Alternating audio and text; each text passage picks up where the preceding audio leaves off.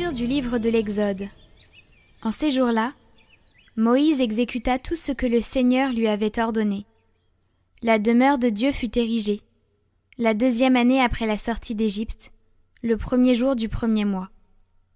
Moïse érigea ainsi la demeure. Il en posa les bases, les poutres et les traverses, et il dressa les colonnes.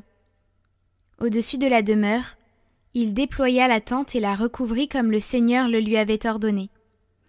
Il prit le témoignage et le déposa dans l'arche. Il mit à l'arche ses barres et la recouvrit de la plaque d'or appelée propitiatoire.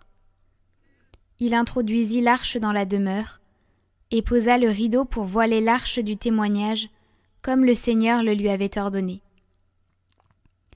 La nuée couvrit la tente de la rencontre, et la gloire du Seigneur remplit la demeure.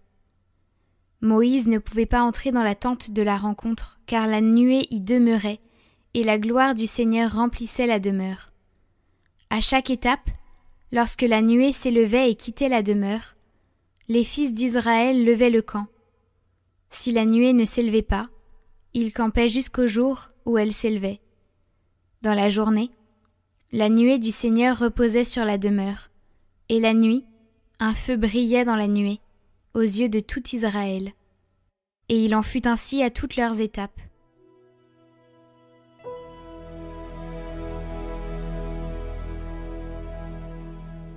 De quel amour sont aimées tes demeures, Seigneur de l'univers! Mon âme s'épuise à désirer les parvis du Seigneur. Mon cœur et ma chair sont un cri vers le Dieu vivant. L'oiseau lui-même s'est trouvé une maison, et l'hirondelle un nid pour abriter sa couvée. Tes autels, Seigneur de l'univers, mon roi et mon Dieu.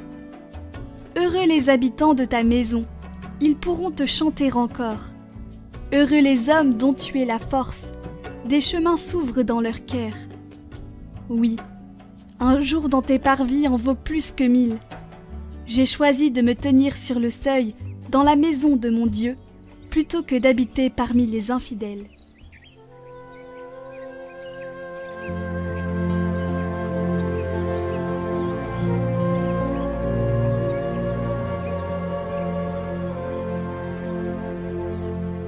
Évangile de Jésus-Christ selon saint Matthieu. En ce temps-là, Jésus disait aux foules : « Le royaume des cieux est un corps comparable à un filet que l'on jette dans la mer, et qui ramène toutes sortes de poissons. Quand il est plein, on le tire sur le rivage, on s'assied, on ramasse dans les paniers ce qui est bon, et on rejette ce qui ne vaut rien. Ainsi en sera-t-il à la fin du monde. Les anges sortiront pour séparer les méchants du milieu des justes et les jetteront dans la fournaise. Là, il y aura des pleurs et des grincements de dents. Avez-vous compris tout cela ? Ils lui répondent : Oui. Jésus ajouta : C'est pourquoi tout scribe devenu disciple du royaume des cieux est comparable à un maître de maison qui tire de son trésor du neuf et de l'ancien. Lorsque Jésus eut terminé ses paraboles, il s'éloigna de là.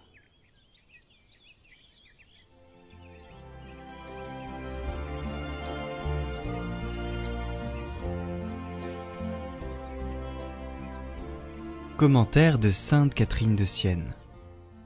Sainte Catherine a entendu dire : Au dernier jour du jugement, lorsque le Verbe, mon Fils, revêtu de ma majesté, viendra juger le monde avec sa puissance divine, il ne viendra pas comme ce pauvre misérable qu'il était lors de sa naissance du sein de la Vierge, dans une étable au milieu des animaux, ou tel qu'il est mort, entre deux larrons.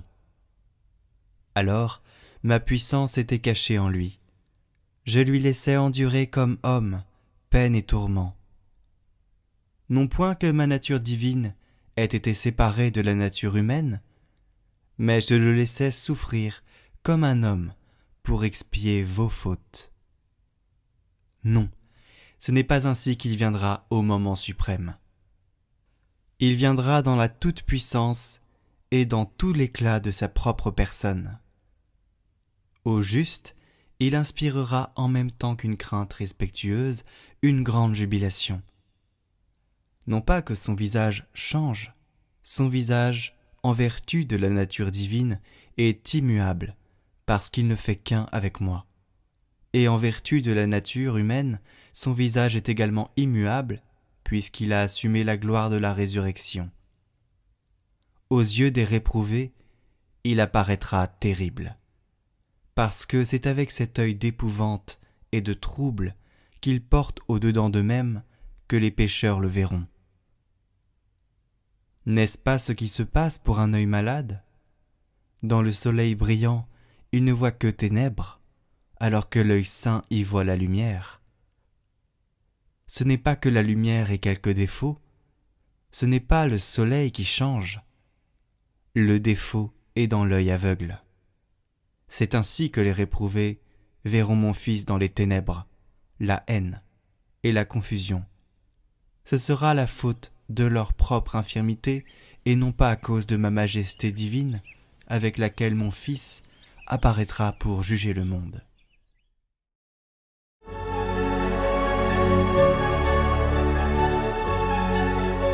Avez-vous déjà fait les exercices ignatiens? Je vous propose une retraite spirituelle numérique, c'est-à-dire c'est une vidéo à regarder avec un exercice par jour. C'est une retraite de 5 jours. Je vous avais invité à vous décaler pour cet été. Eh bien là, c'est une occasion en or.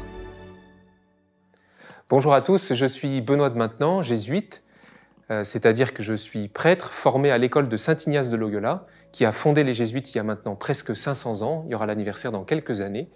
Et cette semaine, j'ai la joie de vous parler un peu du discernement, c'est-à-dire comment petit à petit apprendre à se mettre à l'écoute de l'Esprit Saint. Ignace a une vie assez mouvementée et du coup il a pu expérimenter, on pourrait dire les extrêmes, le ballottement, de passer, on appelle ça le bon esprit de Dieu, à un autre esprit qu'on appelle plutôt le mauvais esprit. Et en fait, il s'est planté, il a écouté par moments le mauvais esprit, mais du coup, on bénéficie aujourd'hui de son expérience. Donc je vais vous partager ça, ayant un peu moi-même lu la vie de Saint Ignace. Pour commencer et progresser avec lui, c'est sûr que c'est comme un bon marin. D'abord, il faut être capable de lire la météo. Alors évidemment, on en parlera plus tard, on a le bateau, il y a la mer, peut-être qu'on aura un cap et tout ça, mais j'y viendrai après. Pour commencer, la météo. Si on veut naviguer, il faut savoir à quel moment on sort du port, c'est-à-dire quel est le climat à l'extérieur. Et ça, c'est ce que j'aimerais aujourd'hui préciser un petit peu, comment on sent et on se laisse traverser par toutes les émotions, les anecdotes, les rencontres, les personnes. Tout ça, ça imprime chez nous quelque chose. Le cœur est marqué, l'intelligence est marquée et ça n'a pas toujours le même goût. Alors on sent bien, ça peut être facile quand c'est douloureux de le mettre de côté, parce que c'est pas le moment, parce que c'est trop difficile. Mais moralité, on rate un élément, notre cœur est en souffrance par exemple. À d'autres moments, ça va être l'exubérance, on sent qu'on est touché plein pot et on reçoit la chose, on veut y rester, on veut en profiter. Mais ça ne dure pas non plus. Vous voyez, l'être humain est imprimé par ses émotions, ses forces, la vie, l'ordinaire en fait, mais Dieu s'y cache. Alors la première étape, le premier lieu qu'on doit travailler, nous, comme disciples du Seigneur, c'est d'être capable de se dire « on l'entend dans l'ordinaire ». Donc on se laisse traverser par les émotions, on les écoute, on se laisse traverser par les idées, on les prend, on les repère. Et on verra dans la suite peut-être comment distinguer ces idées, ces émotions, ces courants et voir ce qui nous mène vers Dieu et au contraire ce qui nous laisse plutôt dans une forme de tristesse ou de désolation, c'est un mot technique, désolation. En tout cas, on peut dire ce qui nous laisse arrêter. Le marin qui ne quitte jamais le port parce qu'il a peur de la météo n'ira jamais très loin. Alors c'est sûr, c'est une aventure de prendre la mer, de prendre l'océan, parce qu'on va trouver des orages, on va trouver des calmes plats, mais on va aussi trouver des vents contraires et surtout des vents favorables. Être capable de sentir tout ça, c'est avoir l'audace, prendre le risque de se jeter à l'eau. Le Seigneur nous a créés. Il a créé ce monde, il nous a offert le bateau. On pourrait dire que le bateau, c'est notre vie. Donc on peut monter dessus, on peut s'embarquer. Dieu ne trahit pas. Il souhaite que la navigation soit magnifique, soit belle et qu'on puisse profiter plein pot de l'immensité de l'océan, de la beauté de la vie. On est fait pour vivre sur ce bateau, si je reprends toujours cette image du marin, et profiter des paysages magnifiques. On est en début de semaine, donc forcément, j'insiste un peu sur ce côté « laissez-vous travailler par ce qui se passe à l'intérieur ». Alors à l'intérieur, c'est jamais très clair, c'est au fond, c'est dans la tête, c'est aussi dans les rencontres, c'est dans tout ce qui fait notre environnement. Mais on le verra comme une traversée, ça varie, ça bouge, et ça, ce sera sans doute un peu l'aventure de la semaine, de tranquillement découvrir l'ensemble de cette variété intérieure que nous avons. Tout bon marin passe par une phase d'étude des cartes. Et il y a aussi un minimum d'apprentissage de la mer. Et nous, spirituellement, pour apprendre cette mer-là, cette navigation, 2 mots. Consolation et désolation. Évidemment, c'est des mots techniques qui, a priori, parlent pas spontanément. Mais je vais les définir. La consolation, ce serait les vents favorables. Les vents favorables, c'est ceux qui nous mènent au cap. Ils peuvent arriver par l'arrière, ils sont très agréables et on les sent pas. Le bateau avance à la même vitesse. On se rend pas compte que Dieu aide.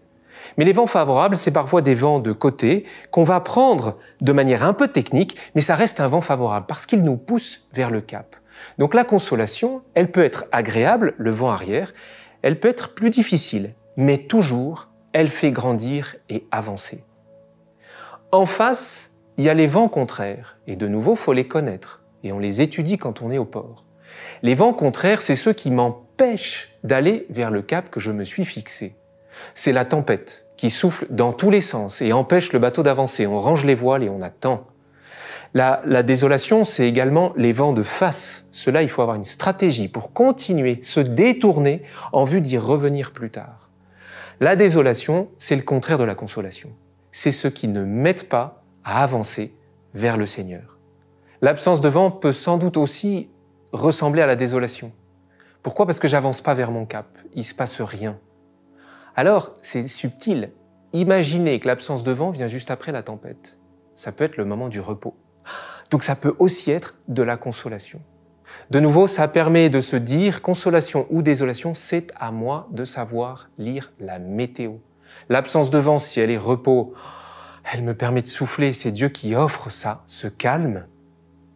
L'absence de vent, si elle est absence de mouvement, absence de direction, absence de tout, alors dans ce cas-là, c'est sans doute de la désolation, je n'avance pas dans l'existence. Si je sais reconnaître la consolation et la désolation, alors je sais avancer dans l'existence. Reconnaître la consolation, reconnaître la désolation, c'est être vrai, transparent sur ce qui m'arrive, sur ce qui me traverse et nommer les choses. Le fait ce matin d'arriver angoissé au bureau, consolation ou désolation? Eh bien, je ne sais pas. Si j'arrive angoissé parce que la réunion est importante et je l'ai beaucoup préparée et que je m'y suis investi, c'est peut-être de la consolation, du bon stress, on dirait. Si j'y arrive parce que j'ai rien préparé et je sais que ça va mal se passer et c'est de ma faute, c'est peut-être de la désolation. Mais vous voyez, c'est à chacun de nous de se prononcer, consolation ou désolation. On verra au fur et à mesure de la navigation comment mieux les reconnaître et avancer vers le Seigneur.